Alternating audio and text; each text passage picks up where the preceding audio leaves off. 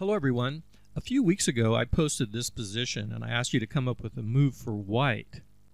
But I also want to give you some insights into how to evaluate a position and also to introduce you to an idea called the delay recapture, which is an advanced idea which is used by grandmasters including world champion Magnus Carlsen. But in this game we're going to be looking at how I employed it to gain an advantage. And it requires a little calculation, but I want to show you that you can do it even if you're rated below 1800.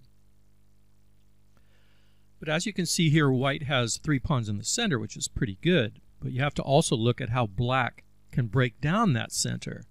Because all things being equal, if your opponent has an elemental advantage in time, space, or force, you want to try to equalize that. So before you can proceed with other attack ideas, you have to break down their advantage. And it's very common when one side has a spatial advantage in the center to try to break it down with the C pawn or the E pawn if it's in the other position. So, I looked at this position. I said, okay, so black can hit my D pawn. If I take it, he can win this pawn. If I don't take it, he can take this pawn and then win this pawn. So I can assume that might be one of black's plans. And then when you start thinking offensively, the first thing you have to look at are forcing moves. The other forcing move that black has is to sacrifice a piece for 2 pawns. Now if we look at the white side and what white can do offensively, the only forcing move that white has is pawn to e6. Now if you're lower rated, you might immediately reject that move because it just loses a pawn outright. But if you calculate just 2 moves deep, 2 full moves deep, my move, your move, my move, your move, you might see that it has some advantages to it. And also there's a hidden advantage that you might gain in compensation for losing the pawn if you can't get it back. But you have to make sure you can get your sacrificed material back or gain superior compensation. Otherwise you can lose based on the material deficit. So let's just do this in our heads. So pawn goes here, and we have to ask ourselves, should he take it? If he doesn't take it, we'll take with check. And then here's the hidden thing. I want you to look at this because this is really cool. The hidden thing you gain is that you create an isolated pawn. If he doesn't take, you take with check. And now this pawn's weak for the rest of the game.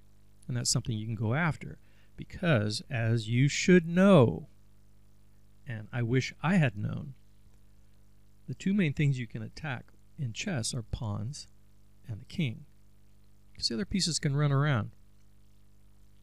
Of course you can try to trap pieces, but just generally this is what happens most of the time.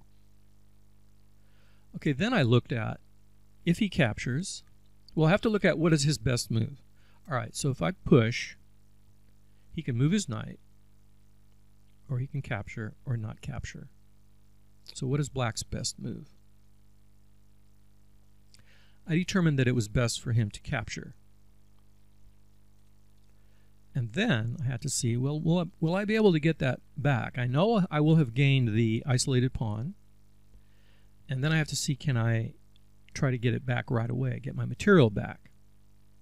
And then I will have established a real advantage from that move. So I saw, okay, I can attack it with the knight here. And then I go, okay, can he defend it? And I saw that the only way he could defend it is with the rook. Alright, so how many moves deep are we into now? Okay, my move, his move. That's 1 move. My move, his move, defending the pawn.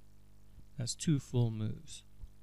Alright, now we're gonna go 1 step further. I say that the master zone is 3 moves deep, 6 ply.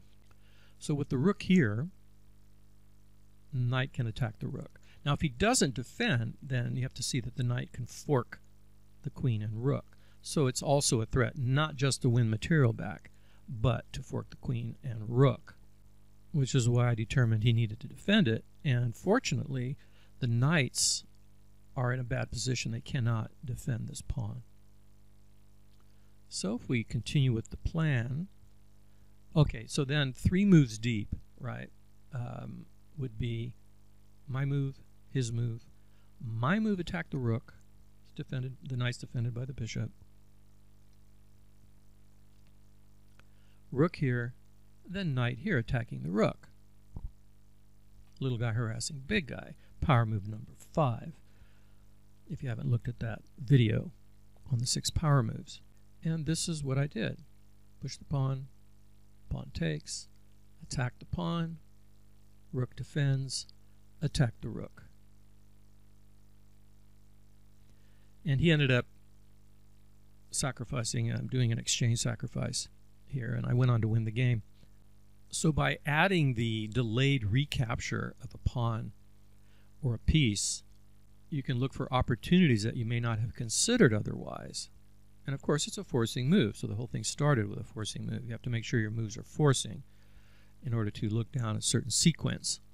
Adding this idea to your repertoire of moves will take you one step further to mastering chess. In a recent tournament, world champion Magnus Carlsen employed this idea in the last 3 games and won them all. He looked for an opportunity to sacrifice a pawn to gain some other advantage. I think in one of the games he was able to gain a force advantage. We might look at some of those later. In the meantime, consider joining the Chess Edge Club, where you gain access to exclusive instructional content, and you get my book for only $5, which is a 70% discount off the Amazon price. And you can do that by making a donation, and you can do that by clicking the PayPal link in the description below and making a donation for $5, and I will send you the book and other links. Also, check out the Grandmaster playlists in the link above. Thanks a lot, and I'll talk to you later.